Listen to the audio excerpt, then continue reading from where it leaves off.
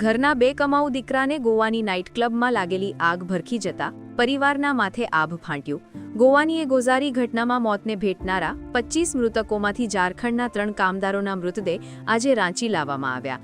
આ ત્રણેય કામદારો ગોવાની નાઇટ ક્લબમાં નોકરી કરતા હતા, જ્યાં લાપુંગના ફતેપુર ગામના બે ભાઈ પ્રદીપ અને વિનોદ તેમજ ખૂંટી જિલ્લાના ગોવિંદપુર ગામના મોહિતનું મોત થયું હતું।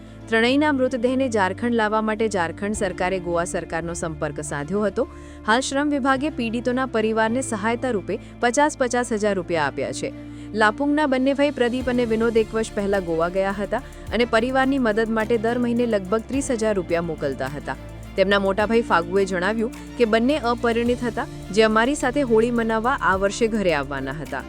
ત્યારે ઝારખંડના મુખ્યમંત્રી હેમંત સોરેન અને તેમની પત્નીએ આ ઘટનાને લઈને ભારે દુઃખની લાગણી વ્યક્ત કરી છે।